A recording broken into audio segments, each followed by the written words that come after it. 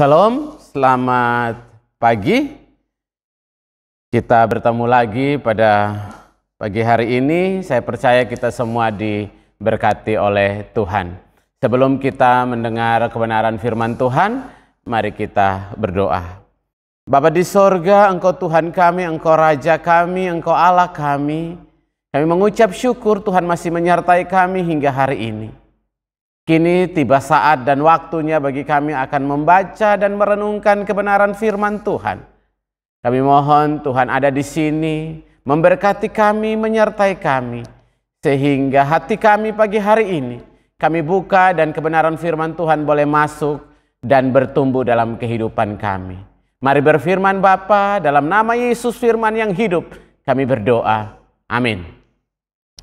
Pembacaan firman Tuhan bagi kita pada pagi yang diberkati Tuhan terambil dari Kisah Para Rasul 2 ayat 41 hingga ayat yang ke-47. Saya akan bacakan bagi kita Kisah Para Rasul pasal 2 ayat 41 hingga 47. Cara hidup jemaat yang pertama. Orang-orang yang menerima perkataannya itu memberi diri dibaptis. Dan pada hari itu jumlah mereka bertambah kira-kira 3.000 jiwa. Mereka bertekun dalam pengajaran rasul-rasul dan dalam persekutuan. Dan mereka selalu berkumpul untuk memecahkan roti dan berdoa. Maka ketakutanlah mereka semua. Sedang rasul-rasul itu mengadakan banyak mujizat dan tanda. Dan semua orang yang telah menjadi percaya tetap bersatu. Dan segala kepunyaan mereka adalah kepunyaan bersama. Dan selalu ada dari mereka yang menjual harta miliknya, lalu membagi-bagikannya kepada semua orang sesuai dengan keperluan masing-masing. Dengan bertekun dan dengan sehati mereka berkumpul tiap-tiap hari dalam bait Allah. Mereka memecahkan roti di rumah masing-masing secara bergilir, dan makan bersama-sama dengan gembira dan dengan tulus hati, sambil memuji Allah, dan mereka disukai semua orang, dan tiap-tiap hari Tuhan menambah jumlah mereka dengan orang yang diselamatkan. Salam, saudara-saudara yang dikasihi Tuhan, hari ini kita merayakan hari Pentakosta atau pencurahan Roh Kudus. Bicara tentang Pentakosta, orang lebih sering mengidentifikasinya dengan bahasa roh.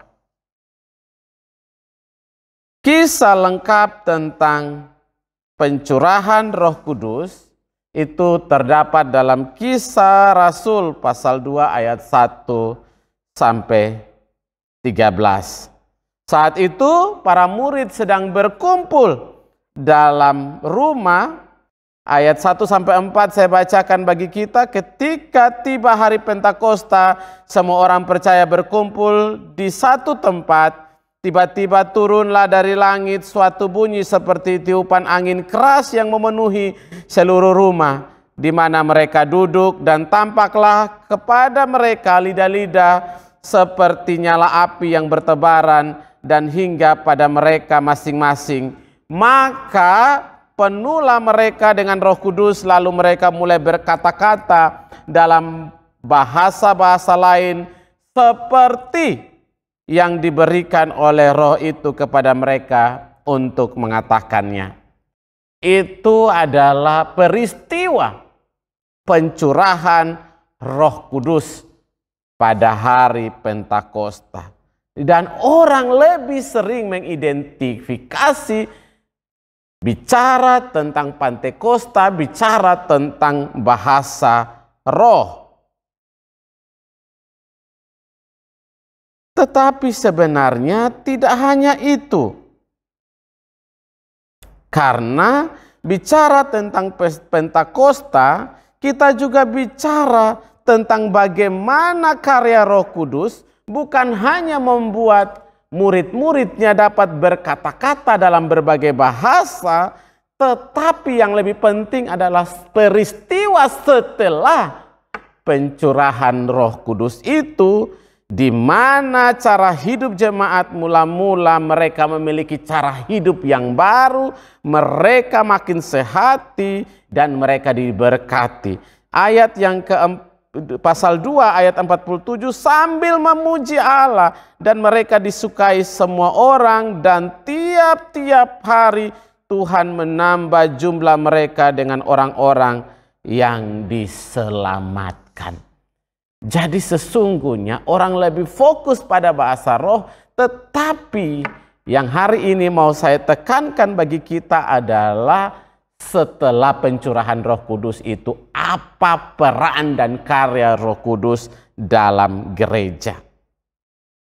Dalam bacaan kita hari ini jelas bagi kita bahwa faktanya peran dan karya Roh Kudus yang dicurahkan melimpah kepada jemaat dan jemaat bertumbuh. Ada beberapa peran dan karya Roh Kudus yang dapat kita lihat dari bacaan kita pagi hari ini, yang terambil dari Kisah Para Rasul 2 ayat 41 hingga ayat yang ke-47. Yang pertama adalah peran dan karya Roh Kudus, yaitu memberikan kuasa kepada para murid untuk bersaksi.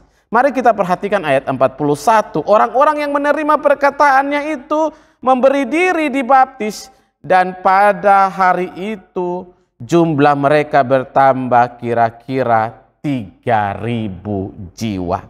Jelas bagi kita bahwa setelah para murid dipenuhi oleh Roh Kudus, mereka menyampaikan Injil kebenaran.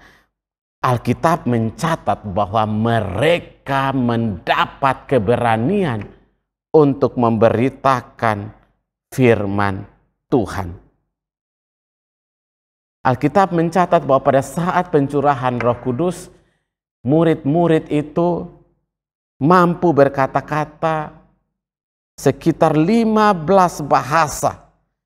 Ayat 9 sampai 11 itu ada orang-orang dari Partia, Media, Elam, penduduk Mesopotamia, Yudea, Kapadokia, Pontus, Asia, Frigia, Pamlifia, Mesir, dan daerah-daerah Libya yang berdekatan dengan Kirene, pendatang-pendatang Roma, baik Yahudi maupun non-Yahudi Arab. Mereka mendengar para murid itu berbicara dalam bahasa-bahasa mereka, dan mereka mengerti kebenaran firman Tuhan. Artinya bahwa para murid diberikan kuasa dan keberanian untuk menyampaikan kebenaran firman Tuhan.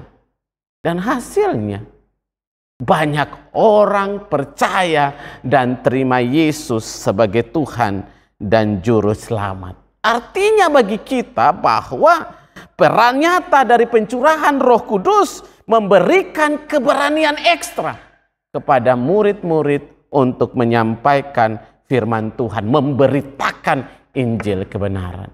Jadi sesungguhnya karya Roh Kudus itu memberikan keberanian bagi orang percaya dan gereja untuk bersaksi bagi keselamatan yang diberikan oleh Kristus.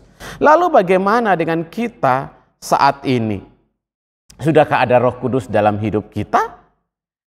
Jika ada, sesungguhnya maka kita diberikan keberanian untuk juga bersaksi, memberitakan firman Tuhan. Karena itu saya selalu bilang bahwa jangan pernah sombong kalau kita jadi orang Kristen, bergereja, tetapi saudaramu tidak pernah bergereja. Jangan bangga jadi orang Kristen kalau tetangga sebelahmu tidak pernah gereja. Artinya bahwa apa? Kita diberikan keberanian yang sama juga untuk menyampaikan kebenaran firman Tuhan kepada mereka. Sehingga kita jadi saksi bagi mereka. Jika Roh Kudus ada dalam hidup kita, maka kita punya keberanian untuk menyampaikan kebenaran firman Tuhan. Itu makna dari pencurahan Roh Kudus, bahwa Roh Kudus memberikan kita keberanian untuk bersaksi. Yang kedua, peran dan karya Roh Kudus bagi jemaat, yaitu berdirinya komunitas keluarga Allah. Mari perhatikan ayat 42. Mereka bertekun dalam pengajaran rasul-rasul dan dalam persekutuan, dan mereka selalu berkumpul untuk memecahkan roti dan berdoa. Ayat ini jelas bagi kita bahwa setelah orang banyak itu mendengar firman Tuhan, termasuk ketika Petrus berkhotbah secara luar biasa, kebangunan rohani pertama yang terjadi pada saat itu, pada saat KKR Petrus itu, 3.000 jiwa memberi diri dibaptis. Cukup sampai di situ? Baptis dan selesai? Tidak cukup sampai di situ, tetapi 3.000 jiwa ini setiap hari berkumpul dan bertekun dalam pengajaran rasul-rasul. Mereka bersekutu sebagai keluarga Allah yang disebut dengan jemaat mula-mula di kota Yerusalem. Untuk bisa jadi sebuah gereja, saya sangat yakin dan percaya bahwa tidak hanya pemberitaan firman Tuhan, tetapi para murid men-follow up mereka yang sudah dibaptis itu untuk tetap terjaga iman mereka dalam persekutuan dan pengajaran yang benar. Karena itu, sehingga gereja bisa bertumbuh. Karena apa? Ada kuasa Roh Kudus yang menjamah hati mereka untuk bertobat, tetapi ada juga action dari gereja untuk memfollow up jiwa-jiwa yang sudah menerima Kristus. Begitu juga kita sebagai orang Kristen dan gereja zaman ini, jangan berhenti memberitakan firman Tuhan hanya di mimbar-mimbar gereja pada kebaktian minggu dan kesaksian di berbagai ibadah. Tetapi sesungguhnya yang harus kita lakukan juga adalah memfollow up jiwa-jiwa yang sudah menerima kebenaran firman Tuhan, agar iman mereka terjaga, hidup mereka terkontrol dengan kebenaran firman Tuhan. Kita tetap menjadi saksi bagi mereka, kita tetap membimbing mereka untuk tetap terpelihara dalam satu keluarga gereja. Ada banyak kelemahan kita sebagai gereja dan anak Tuhan akhir-akhir ini. Kita hanya bersaksi, tetapi kita jarang memfollow up banyak jiwa. Kita hanya memberitakan firman Tuhan, tapi kita lupa memfollow up jiwa-jiwa yang sudah mendengar firman Tuhan, sehingga mereka kembali kepada kehidupan yang lama. Ini tugas kita sebenarnya. Karya Roh Kudus ada dalam hidup kita. Kita diberikan keberanian untuk terus melayani Tuhan, mengerjakan karya kita. Karya Roh Kudus sudah berkarya dalam hidup kita. Sekarang kita berkarya untuk memfollow up jiwa-jiwa yang sudah dimenangkan. Saya bersyukur gereja kita membuka banyak pos di NTT, itu bagian dari memfollow up jiwa-jiwa yang sudah menerima Kristus, sehingga mereka tetap hidup dalam kasih Kristus dalam keluarga Allah, sehingga iman mereka terjaga. Jangan pernah berhenti untuk terus berbuat dan memfollow up jiwa-jiwa agar mereka tetap hidup dalam kasih Kristus. Yang ketiga, karya Roh Kudus yang ketiga dalam pertumbuhan gereja, yaitu jemaat bertumbuh sehati dan berdampak bagi masyarakat. Mari kita perhatikan ayat 43 hingga ayat yang ke-47. Maka ketakutanlah mereka semua, sedang rasul-rasul itu mengadakan banyak mujizat dan tanda-tanda, dan semua orang yang telah menjadi percaya tetap bersatu, dan segala kepunyaan mereka adalah kepunyaan bersama.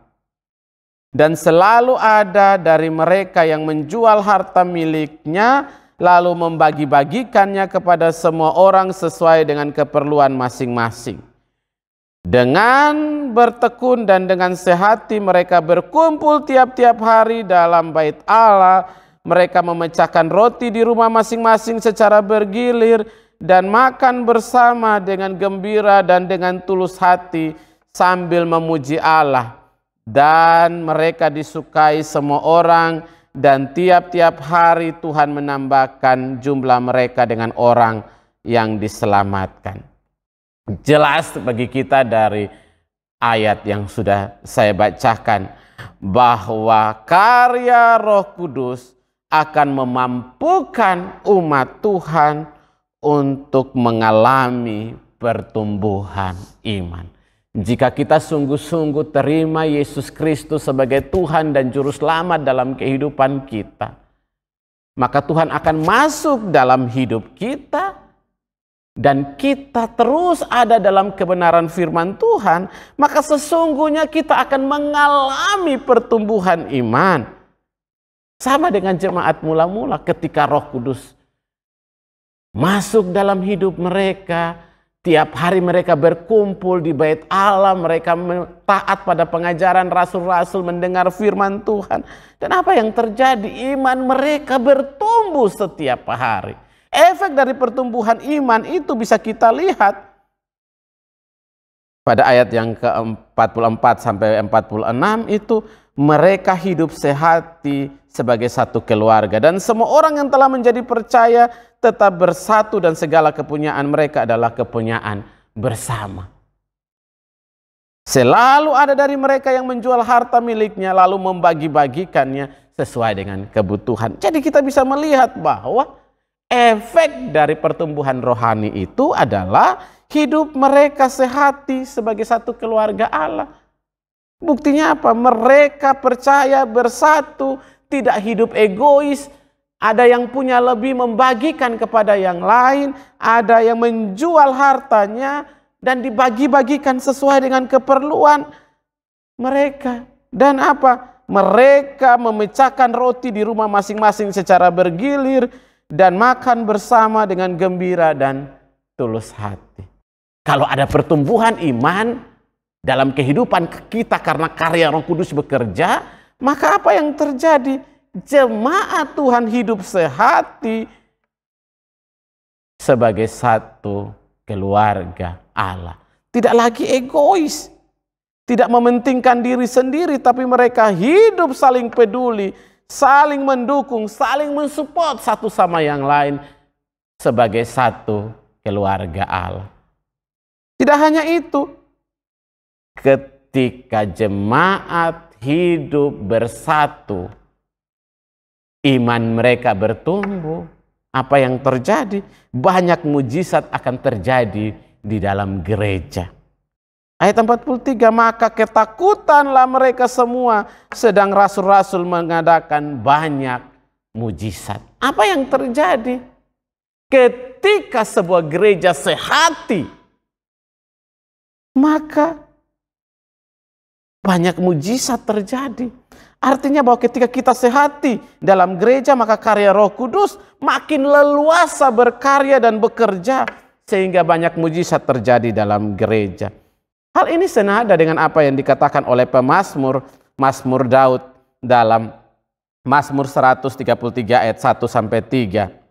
Sungguh alangkah baiknya dan indahnya apabila saudara-saudara diam bersama dengan rukun, seperti minyak yang baik di atas kepala meleleh ke janggut, yang meleleh ke janggut harum dan ke leher jubahnya, seperti embun gunung Hermon yang turun ke atas gunung-gunung Sion, sebab kesanalah Tuhan memerintah berkat kehidupan untuk selamanya. Tidak hanya mujizat ketika jemaat hidup sehati, tapi berkat Tuhan dicurahkan. Itu bagian dari karya Roh Kudus yang bisa membuat kita sehati. Efek yang berikut adalah gereja disukai oleh banyak orang dan terjadi penambahan jiwa. Ayat 47, sambil memuji Allah dan mereka disukai semua orang, tiap-tiap hari Tuhan menambah jumlah mereka dengan orang-orang yang diselamatkan. Artinya apa? Jika Roh Kudus berkarya dalam gereja, maka orang percaya tetap hidup di dalam terang firman Tuhan, sehingga mereka, gereja dan orang percaya, memberikan dampak positif bagi lingkungan sekitar. Artinya apa? Mereka disukai banyak orang. Apa yang terjadi ketika gereja disukai banyak orang? Banyak orang yang kepingin datang ke gereja. Apa yang terjadi ketika gereja begitu luar biasa melayani di dalam masyarakat? Gereja disukai.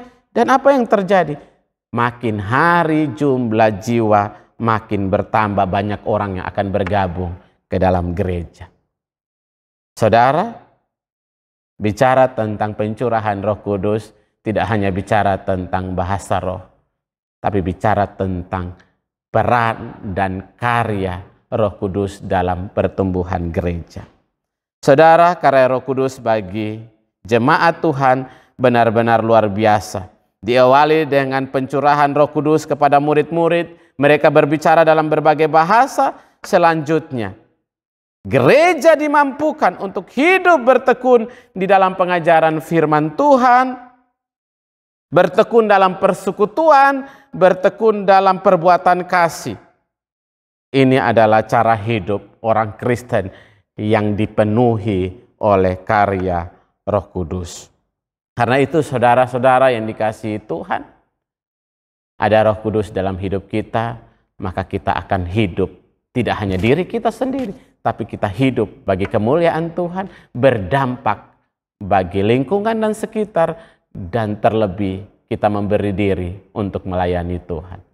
Kiranya peran Roh Kudus ini ada dalam hidup kita. Jika kita percaya Roh Kudus ada dalam hidup kita, mari jangan pernah diam, tapi kita akan berani bersaksi bagi Kristus dan kemuliaan nama Tuhan, dan gereja akan bertumbuh bagi hormat dan kemuliaan Tuhan. Banyak jiwa dimenangkan bagi kemuliaan Tuhan. Tuhan Yesus memberkati kita. Amin. Mari kita berdoa. Bapa di sorga, terima kasih Tuhan. Biarlah lewat peringatan pencurahan Roh Kudus, kami tidak lagi takut untuk memberitakan firman Tuhan, tapi kami diberikan kemampuan, keberanian untuk tetap menjadi saksi Kristus, menyampaikan firman Tuhan sampai ke seluruh dunia, sehingga mereka mendengar Kristus sebagai Tuhan dan Juru Selamat. Pakai kami jadi alat-Mu untuk terus bersaksi. Pakai kami jadi alat-Mu sehingga gereja Tuhan makin bertumbuh dan nama Tuhan dipermuliakan. Dalam nama Yesus kami berdoa. Amin.